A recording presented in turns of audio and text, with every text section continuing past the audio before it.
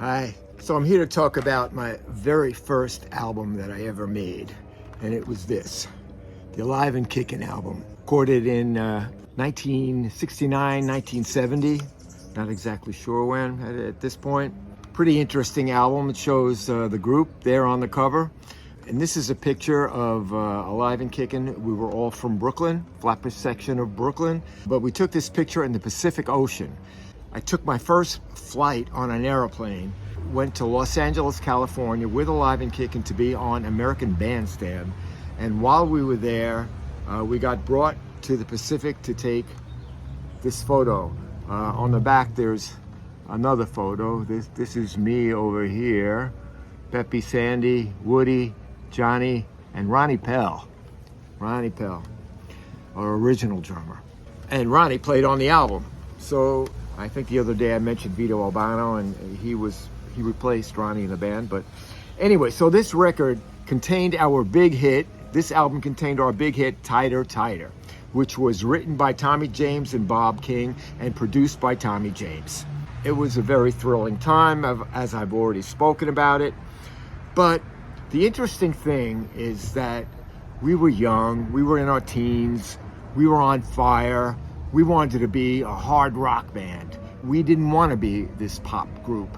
And so we were kind of in this little bit of rebellion. On the album, we have this one big hit song, Tighter and Tighter, written by Tommy James and Bob King. And the rest of the album are songs that are written by myself, primarily Tom Woody Wilson, but with the other guys in the band. And there are 12 songs on this particular album. This is kind of a little bit of a compilation. So it's the original album, which had 9 songs, and then 3 bonus songs, which were subsequent Alive and Kickin' songs that nobody ever really talks about. So at this point in my career as a songwriter, I was still finding my way, learning, trying.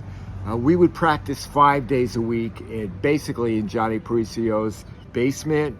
His parents were very gracious to us, people in the neighborhood, and allowed us to be very loud in their house. And their neighborhood in general was very kind and accepting in allowing us, especially since once we had a hit record. But this rehearsal was going on long before that. So anyway, this album contains, as the second song, Junction Creek, followed by Jordan, followed by Kentucky Fire, followed by 34 seconds of the B-side of Tighter and Tighter, which might have been the best song that we wrote for the album, but we didn't put on the album because we thought it was too pop. It's a song called Sunday Morning. Then came a song we didn't write, which was the second single to be released by Alive and Kickin'. It charted, I don't remember how high, but didn't break the top 10. So also on this album was Mississippi Mud, Hitter Man, and Mother Carey's Chicken. Junction Creek, Jordan, Kentucky Fire, Mississippi Mud, Hitter Man, Mother Carey's Chicken. I mean, we were kids that were never out of Brooklyn. What were we writing about? Junction Creek, Jordan. The sun shines brightly over Jordan. Kentucky Fire, getting hotter, hotter. Mississippi Mud, getting thicker, quicker. Hitter Man. Hitter Man was about guys in the neighborhood who were kind of like, leather jackets, still hangovers from the 50s, who thought that they were hitmen, and they played, because the mafia was very big in our neighborhood in Brooklyn when I was growing up. So this was a reference to them. So the threat of the mafia was so great in our psyche at the time that this song, Hitter Man, our guitarist, Johnny Paricio, always got anxious when we played it because he was afraid that the mafia was going to come up after us. Anyway, final song is Mother Carey's Chicken.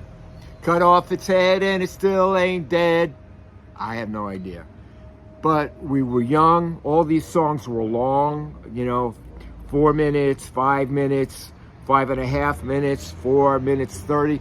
Lots of parts. You could hear the passion. You could hear the energy. you can hear the unsophistication, the rawness of it, which is really kind of cool. And listening back to it now, you just feel the desire that we had and the passion that we had and the commitment that we had. And bonus tracks on this CD. This is on a collection that came out on Rhino. The original album was on Roulette.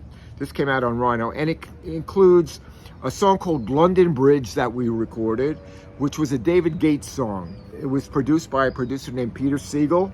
And it was, again, another Alive and Kickin' single that they put out that didn't make it. Next song, number 11, is actually one of my favorites. It's the band live. It's called You Gave Me Something. It was a full band co-write. Albano, Cardona, Parisio, Sudano, Sandy Toda, and Tom Woody Wilson. And it's a good groove. Down, down. Johnny had a good guitar lick on it. Down, down, down, down, down, down, down, down, down, down, down, something like that. The final single that Alive and Kickin' put out with Roulette Records, it was a song called Good Old Lovin' Back Home. Group co-write, didn't happen. I remember we did it in the studio in Manhattan with a producer named Dick Jacobs, who was like a house producer at Decca Records. And I don't know how we made that hookup, but we did. And anyway, the first Alive and Kickin' album. Go check it out. I think I'd be curious to hear what you guys think about it now, listening to it now, and like that. Okay, ciao.